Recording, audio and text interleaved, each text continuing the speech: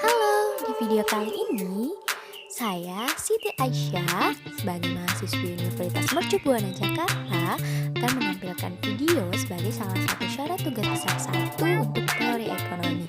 Yuk kita simak videonya berikut ini.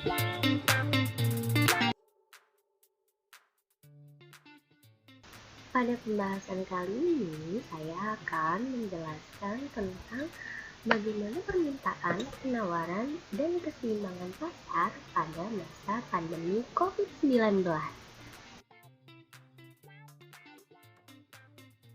Sebelum kita memahami lebih jauh bagaimana dampaknya terhadap pandemi COVID-19, tentunya kita harus mengetahui apa sih supply itu, apa sih demand itu, dan bagaimana keseimbangan pasar itu terbentuk. Yuk kita simak penjelasannya sebagai berikut.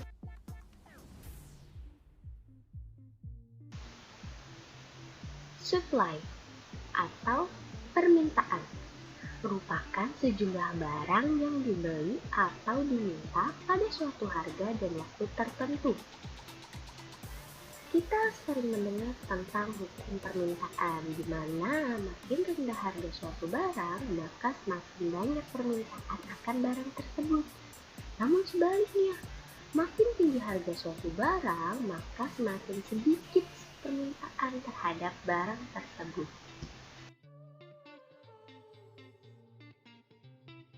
Selanjutnya ada demand. Demand atau penawaran. Demand atau penawaran ini merupakan barang yang dijual atau ditawarkan pada suatu harga dan waktu tertentu. Sebelumnya kita sudah membahas tentang hukum permintaan. Nah, di sini kita juga akan membahas sedikit tentang hukum penawaran, yaitu semakin tinggi harga suatu barang, maka semakin banyak jumlah barang yang ditawarkan. Namun sebaliknya, semakin rendah harga suatu barang, maka akan semakin sedikit jumlah barang yang ditawarkan.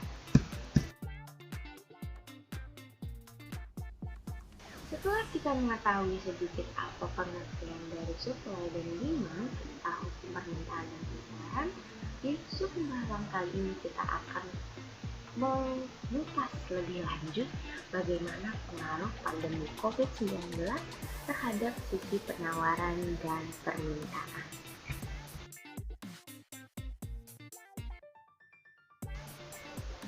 Menurut Baldwin, COVID-19 dan kebijakan pembatasan pergerakan kegiatan manusia yang telah berlangsung secara besar-besaran mengurangi aliran tenaga kerja ke perusahaan, yang hasilnya adalah pengurangan mendadak dan besar-besaran dalam output barang dan jasa, sehingga menimbulkan penurunan nilai produksi secara real.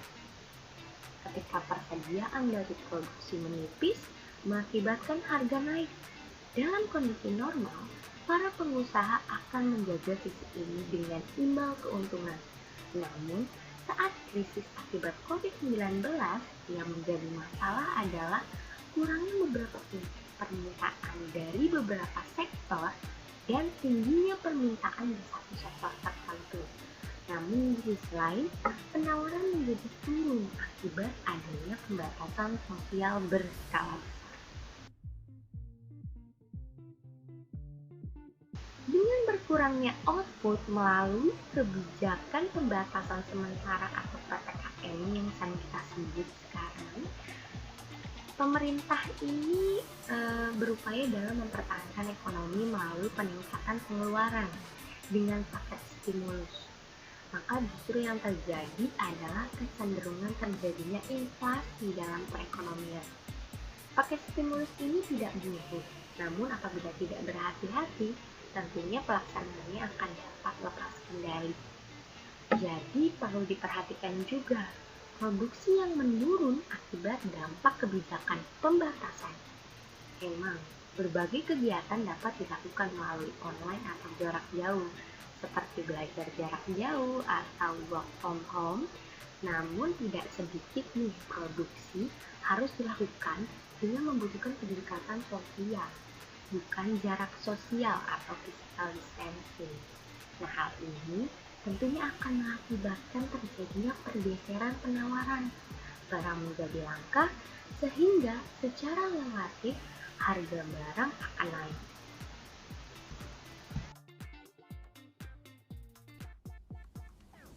Perubahan harga secara relatif dikarenakan penawaran atau pasokan relatif akan turun akibat kebijakan pembatasan, khususnya untuk barang-barang yang penting bagi masyarakat akan turun karena merumahkan tenaga kerja dan tidak berproduksi akan menekan output produksi. Karena produksi-produksi semacam ini membutuhkan kehadiran fisik pekerja di pabrik dan pengiriman barang membutuhkan orang-orang untuk mengamankan rantai pasokan.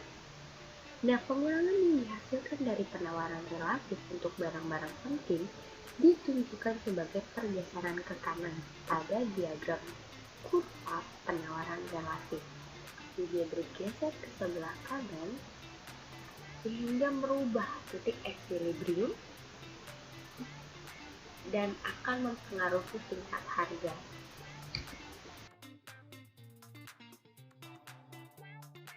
Selanjutnya, masalah lain yang muncul terhadap barang-barang penting sebagai kebutuhan utama atau pokok bakai masyarakat ini adalah kenaikan permintaan akibat adanya ketakutan atau setidaknya kekhawatiran akan kelangkaan barang-barang penting tersebut, yang pada gilirannya tentunya akan menggeser kurva permintaan relatif keluar seperti yang ditunjukkan pada gambar.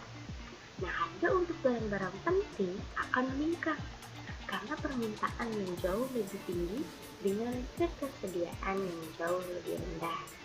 Seperti terlihat pada kurva, di mana dari garis titik-titik hitam, supply atau permintaan itu bergerak ke sebelah kiri, naik menuju garis titik-titik berwarna biru, sehingga terjadi yang namanya change atau perubahan akibat dilema barang kebutuhan yang ketakutan akan atau kekhawatiran barang-barang langka, sehingga karena perubahan tadi baik dari sisi permintaan yang tinggi karena kekhawatiran dan penawaran yang relatif turun karena ketersediaan yang lebih rendah akibat pembatasan, maka di sini ada terjadi perubahan keseimbangan harga atau titik equilibrium, di mana hal ini menyebabkan menjadi tingginya harga dari suatu barang tertentu.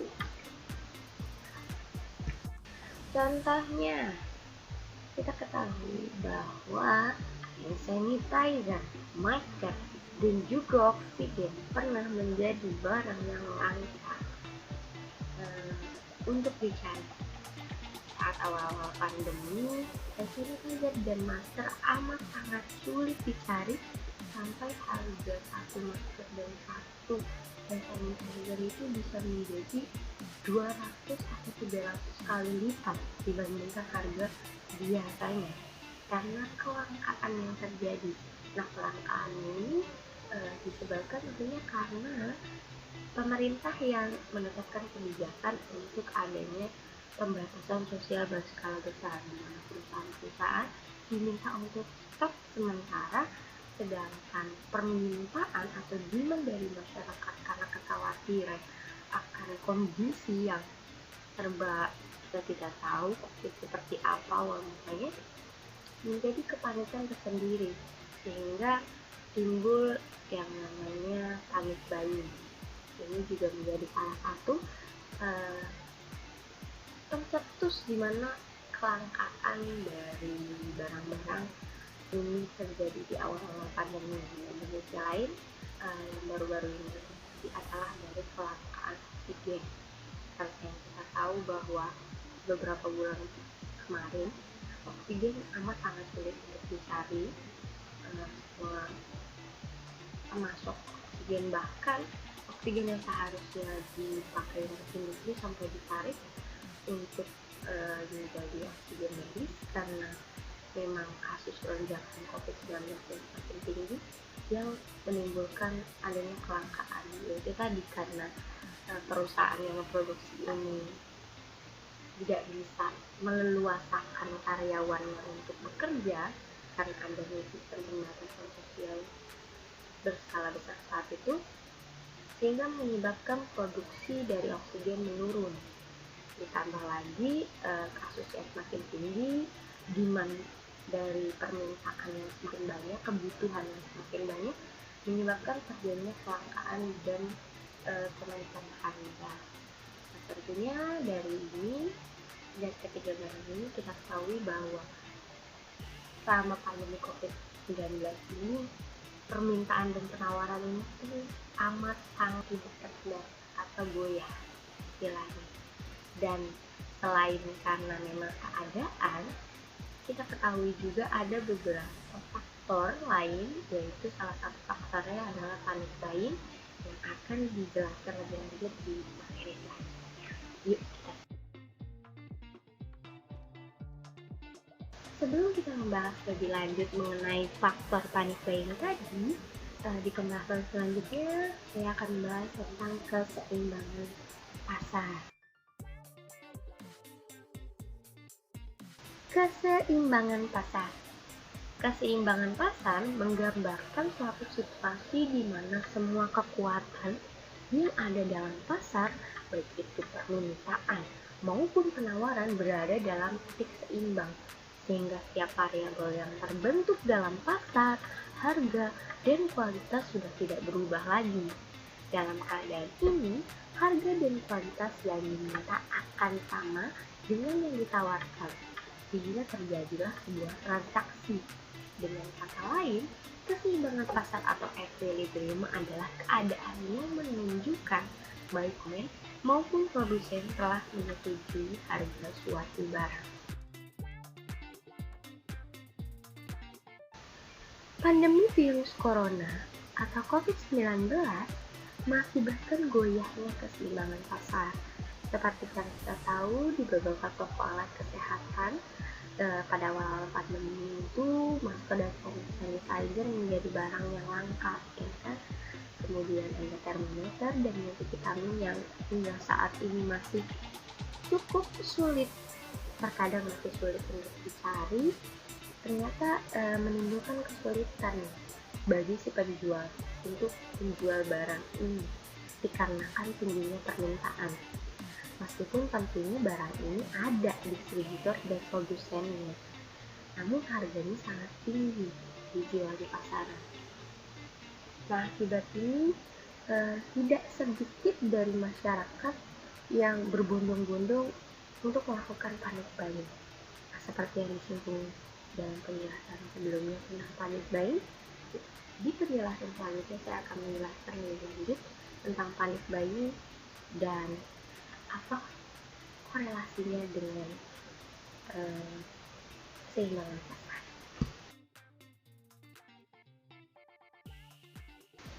Panic buying. Panic buying adalah sebuah situasi di mana banyak orang tiba-tiba membeli bahan pokok serta barang-barang kebutuhan lainnya sebanyak mungkin karena mereka khawatir akan sesuatu yang buruk akan terjadi.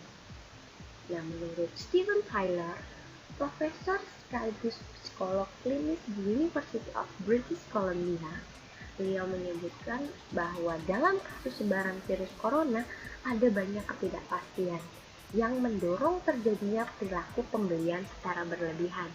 Nah, panic buying menurut Tyler didorong oleh kecemasan dan keinginan untuk berusaha keras menghentikan ketakutan tersebut.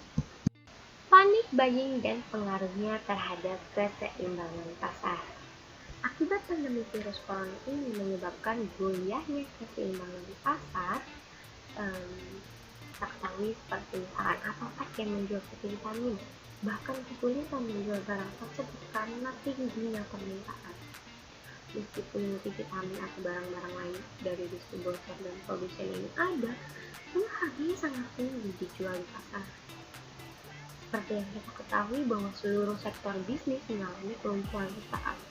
Dengan maraknya penyebaran pandemi COVID-19 ini, kebutuhan pokok memang menjadi permasalahan utama yang harus dihadapi semua masyarakat. Pada awal pandemi muncul, masyarakat berbondong-bondong membeli segala kebutuhan pokok seperti minyak sayur, gula, gandum, telur, beras, dan sebagainya. Hal tersebut terjadi karena masyarakat merasa panik akibat pandemi COVID-19 yang tentunya tidak tahu kapan berakhirnya ini, dan dengan demikian menyebabkan keseimbangan pasar menjadi goyah. Hal ini terbukti dari salah satu kebutuhan pokok yang terdampak adalah gula pasir yang sangat sulit untuk didapatkan. Juga tidak hanya gula pasir, melainkan beberapa multivitamin yang harganya makin hari makin meningkat. Dan hingga saat ini ketersediaan multivitamin atau beberapa multivitamin di pasaran ini masih terbilang sulit untuk ditemukan di minimarket terdekat. Dan meskipun barang tersebut ada, harga yang ditawarkan tentunya cukup tinggi, dan banyak sekali oknum-oknum yang memanfaatkan keadaan ini untuk menimbun komunitas tersebut yang akhirnya menyebabkan kelangkaan di pasaran dan dijual dengan harga yang bombastis. Sangat-sangat tinggi. Kesimpulan yang mungkin bisa saya sampaikan dari penjelasan sebelumnya adalah tentunya seperti yang kita ketahui, akibat kebijakan membatasi pergerakan dan kegiatan masyarakat dalam menekan penyebaran virus COVID-19 mengorbankan perekonomian yang memungkinkan terjadinya resesi. Karena kebijakan pembatasan ini dengan melibatkan para pekerja untuk berproduksi dan mengurangi konsumen dalam melakukan konsumsi. Kombinasi kebijakan pembatasan pergerakan dan kegiatan masyarakat yang mengurangi produksi dan disertai kebijakan stimulus untuk mempertahankan pengeluaran dalam jangka waktu yang lama akan menimbulkan masalah inflasi. Inflasi ini harus diwaspadai agar tidak di luar kendali. Selain itu, kebijakan pemerintah yang mencegah pekerja dari berproduksi tentunya akan memperdalam sisi resesi melalui sisi penawaran dan perubahan perilaku konsumen yang tadinya dari mengkonsumsi akan memperdalam dari sisi permintaan. Karena itu, sudah seharusnya pemerintah tidak hanya berkonsentrasi pada paket stimulus saja, namun juga pada paket pelindung seperti melindungi pekerja, juga menjaga produksi dan rantai makanan atau rantai pasokan. Dengan merasa dilindungi oleh pemerintah, kepercayaan terhadap pemerintah sesungguhnya dapat terjaga dan dapat memberikan inspirasi pada masyarakat untuk bertahan. Selain itu, seperti yang kita tahu bahwa selain faktor karena permintaan yang tinggi dan mobilitas yang dibatasi, adalah perilaku panik bayi yang masih seringkali terlihat di masyarakat kita.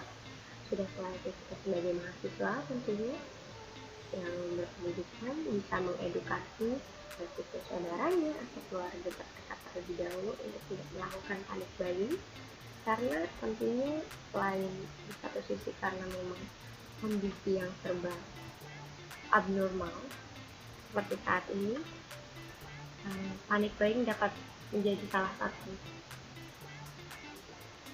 sumber kelangkaan selain dari mobilitas, dan tentunya hal ini jangan dibiarkan berlarut-larut.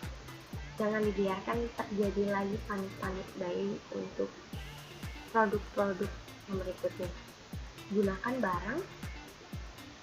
barang, beli barang sesuai dengan kebutuhan. Bukan karena khawatir, panik, dan hanya untuk memenuhi rasa kepuasan akan kekhawatiran tersebut. Karena bukan kita saja yang memerlukannya, tapi semua orang. Belilah yang diperlukan, jangan beli hanya untuk memuaskan keinginan saat yang tentunya mungkin orang lain lebih membutuhkan barang tersebut dibandingkan kita.